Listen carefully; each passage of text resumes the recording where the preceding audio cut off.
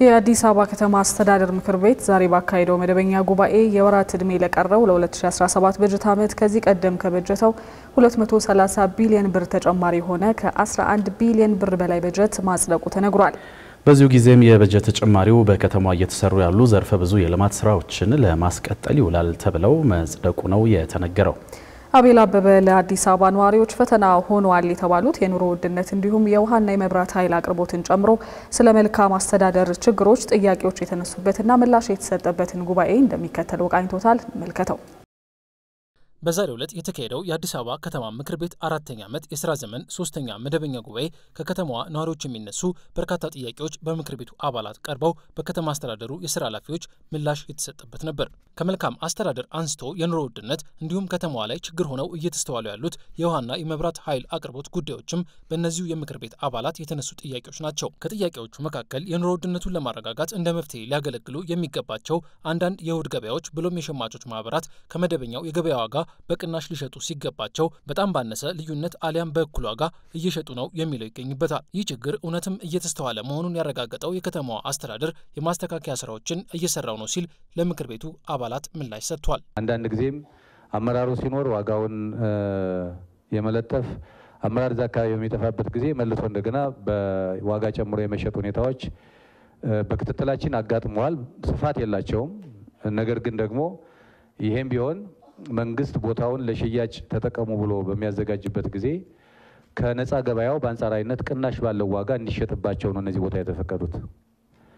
ከዚህ አኳያ በሚኖረው ክትትልና ድጋፍ የምናያቸው ምልክቶች ስለነበሩ በየወቅቱ ለማረም ጥረት ተደርጓል። አሁንም የተከሰተባቸው ኢንሲደንቶች ካሉ እነሱን ወስደን ማስተካከል ይኖርብናል ብዬ አስባለሁ።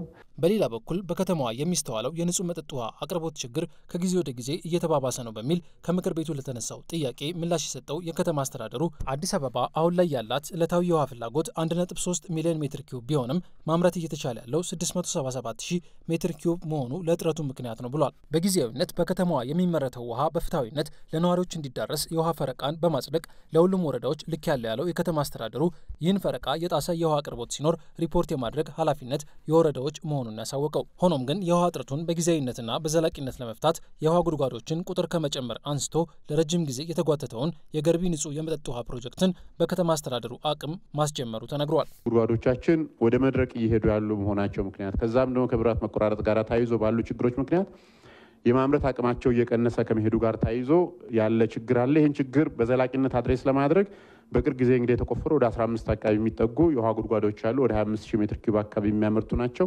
ተጨማሪ 15 ጉድጓዶችንም በተመሳሳይ መልኩ ቆፍረን ተጨማሪ 100,000 ሜትር ኪዩብ የሚጠጋ የውሃ አቅም ለመጨመር ጥረት እየተደረገ ነው ያለው። ለረጅም ዓመት የተጓተተ የገርቢ ግድብ የመጠጥ ውሃ ፕሮጀክት ግንባታ አለ። ከዚህ በፊት በብድር ነበር ይገነባል ተብሎ የነበረው የብድር ማግኘት ሂደቱ የተጓተተ ከመሆኑ ጋር ተያይዞ በቅርቡ በካቢኔ በከተማው የበጀት አቅም እንዲገነባ ውሳኔ ሰጥተን ወደ 73000 ሜትር ኪዩብ ተጨማሪ አቅም ሊፈጥርልን የሚችል ግንባታ እያከናወንን ያለ ነው። ለአዲስ አበባ ከተማ ሌላ ፈተና ነው ስለተባለው የተቆራረጠ የመብራት አቅርቦት በተመለከተ ምን ዘላቂ መፍትሄ ታስቧል በሚል ጥያቄ የቀረበለት ከተማ አስተዳደሩ ለኃይል መቆራረጥ ዋነኛ ምክንያት የሆኑትና በኃይል መስመሮች ዙሪያ ያሉ ዛፎችን በማስወገድ ችግሩን እንደሚፈታ ተናግሯል። መብራት መስመሮች የመቃጠል ትራንስፎርመሮች ፌል የማድረግ አይነት ሁኔታ ነበረ። አንዱ የኮሪደር ስራችን ይዞልን የመጣ ኦፖርቹኒቲ አድርገን የምንወስደው እነዚህን ኤጂንግ የነበሩ የተበተቡ ኬብሎች የነበሩትን መሰረተ ልማቶች የማሳደግ እድልንም ጭምር ይዞልን መጥቶ ለኃይል መቆራረጥ ዋነኛ ምክንያት ተደርጎ የሚወሰደው በኃይል መስመሮች ላይ ያሉ ዛፎች ናቸው። ኃይል መቆራረጥ ምክንያት የሆኑትን ጉዳዮች የማስወገድ ስራ እየተሰራ ከመሆኑ ጋር ተያይዞ አይ ቲንክ በዘላቂነት ችግሩ ይፈታል። ከቤት አቅርቦት ጋር በተያያዘ ከተማ አስተዳደሩ ባለፉት 9 ወራት የሰራቸውን ስራዎች ያብራሩት ደግሞ ከንቲባ አዳነች አቤቤ ነበሩ። በዚህ 9 ወር ብቻ 5600 መኖሪያ ቤቶችን ገንብተን እነዚህ ቤት ለወዳደቀባቸው ላረጀባቸው ቤት ጠይቀው ለረጅም ጊዜ ከተማው ላይ ሲጠብቁ ለነበሩ ሰዎች መስጠት ችለናል። ይሄ ማለት በኮሪደር ልማት ለተነሱት አይደለም። በኮሪደር ልማት ለተነሱት 9700 ቤቶችን ያቀረብነው በደባልነት ቆጥ የመሳሰሉትን ሰርተው የቀበሌ ፓርሰል ውስጥ አንዳንድ ነገሮችን ለጣጥፈው ይኖሩ የነበሩ ወደ 2000 የሚሆኑ የከተማችን ነዋሪዎችም ራሳቸውን ችለው እንዲኖሩ መኖሪያ ስፍራ እንዲያገኙ ማድረግ ችለናል። ከዚሁ ከቤትና ይዞታ ይገባኛል ጋር በተያያዘ ወደ 27000 ጥያቄዎች ለከተማ አስተዳደሩ ቀርበው እንደነበር የተናገሩት ከንቲባዋ ከነዚህ ጥያቄዎች ውስጥ 6800 ያክሉ ተገቢ ያልሆኑ ጥያቄዎች በመሆናቸው ውድቅ እንዲደረጉ አድርገናል ነው ያሉት። በሌላ በኩል በፍርድ ቤት ክርክር ግለሰቦች ይገባኛል ያሉትን ወደ ቢሊዮን የተጠጋ ብር መንግስት አስመልሷል ያሉት ከንቲባዋ ከከፍተኛ ኃላፊዎች አንስቶ እንደ ሙስና ባሉ ተግባራት ላይ የተሳተፉ ከ1000 በላይ ሰራተኞች ላይ የተለያዩ አይነት እርምጃ መወሰዱን ጠቅሰዋል። ሀብትን ከማስመለስ አንጻር በቢሊየን ሀብት እንዲመለስ ተደርጓል። ያላግባብ ወደ ግለሰቦች ለመሄድ ክርክር ሲደረግባቸው የነበሩ ውጤታማ ሆነናል። ከዚህ በፊት መንግስት አያሸንፍም ነበረ ፍርድ ቤት ላይ። በዚህ ዘመን ግን ወደ 87% ከተማችን በተከሰሰበትም ሆነ በከሰሰበት አሸናፊ ሆኖ ነው ይወጣለው።